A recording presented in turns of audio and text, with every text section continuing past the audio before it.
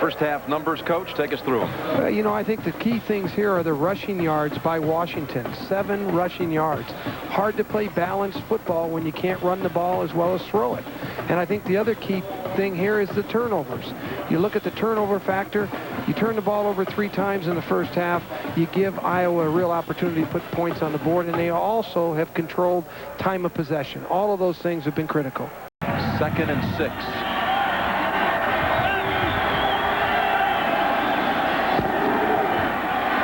Shaw, good. Over in front of him, Shaw. Brought down by Malloy at the 8-yard line.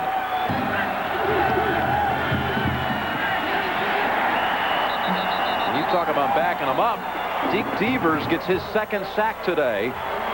The 3rd for Washington overall, and this will require now about a 50-yard kick for Iowa. They had 1st and goal at the 8. A 50-yard field goal try by Brion Hurley. Sidewinder 2 for 2 today. Oh, and look at him hook it through. With how much room to spare on that one, Terry? Jim, I swear he cleared those goalposts by 20 yards. This guy has the strongest leg I've seen in years. On the 30, 4th and 5. Fortney, great time.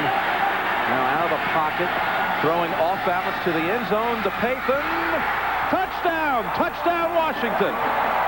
We see the quarterback scrambling. There really isn't anyone open, and he throws it straight up into the air, and Pathon just out-jumps Knight. You can just see how high he gets up to go and get that ball at his highest point. Great athletic move. And Washington's on the board with 8:37 to go in the 3rd quarter.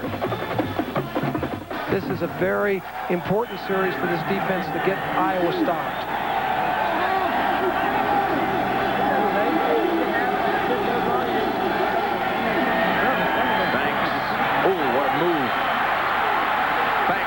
The 40 into Washington territory to the outside. Dwight out in front with a block, and inside of the 10 goes Tavian Banks. He got blocks downfield from Odoms, from Dwight. Look at this piece of running. He just takes the pitch, and you can see him watching the blocking being set up, and he cuts back again against the defensive pursuit. He cuts the ball back because Washington's a man-to-man cover type team in the secondary. There is no secondary support, so they're vulnerable to long runs. There was Odoms blocking one Husky defender. Berger barreling, looking for the goal line. He's across. Touchdown, Iowa. Berger and Iowa in again. On 3rd down, 17.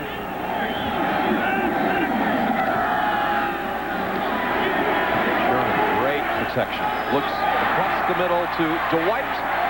Bouncing around inside the 30. Good fake to Banks. Sherman looking downfield. Flushed it at the 10, the 5, and down to the 2. In front, 31-6. 1st and goal, Hawkeyes from the 1. It's Berger again, and another touchdown for the freshman.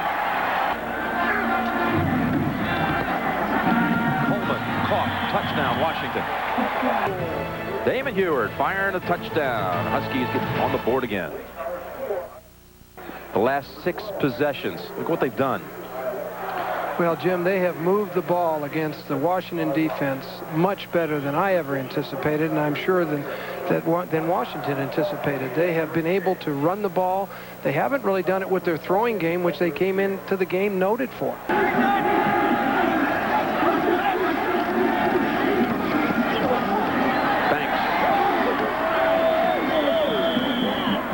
Another good run. They're moving in on 300 yards rushing as a team. Your team feel like you're trying to win this game. They run the option, and it's a disaster. Chris Jackson will turn it over to the Hawkeyes at the 3-yard line. And look at this little razzle-dazzle. Tim Dwight looking around. Ryan Driscoll was the quarterback on this play. Now Dwight throws, and it's intercepted. Reggie Reeser gets the football back for Washington. Iowa slipped in there. Ryan Driscoll at quarterback. Looked like they were going to try it first to go back to the quarterback. There's no question that was the old throwback to the quarterback. Nobody has him in man-to-man coverage. Theoretically, you expect him to be wide open, and Dwight just couldn't get it to him. Washington played the play well. Here, Dwight just acts like a football player. He's open in the backfield.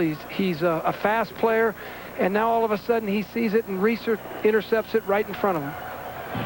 And picket fences all the night, starting at 8 o'clock. Ewert flings it. Conwell makes the move for the end zone. Touchdown, Washington.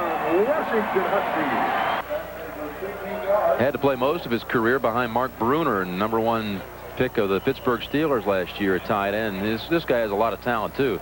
Ewert did a nice job trying to find him. He had great protection by the offensive line, and finally, eventually got the ball to Ernie Conwell, and he put 2 hands on it and crossed the goal line.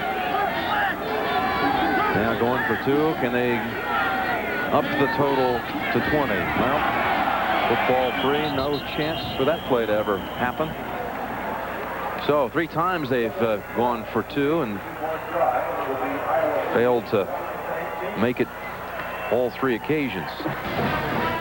Well, the 6th place team from the Big Ten beats the Pac-10 co-champions, the Washington Huskies,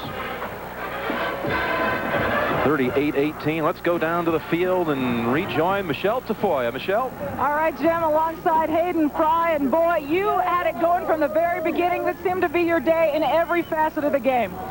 Well, our youngsters played an outstanding game. We got a lot of breaks. We made a lot of breaks, and he realized 3 other times we were down there, and we didn't execute very well. It could have been a tremendous score, but Washington has a class football team, but we were ready to play today.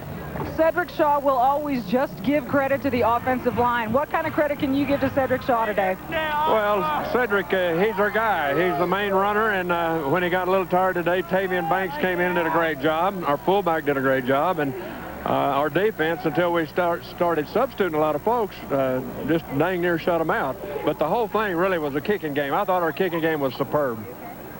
All right, that's it from down here, guys. More from the Sun Bowl in just a minute.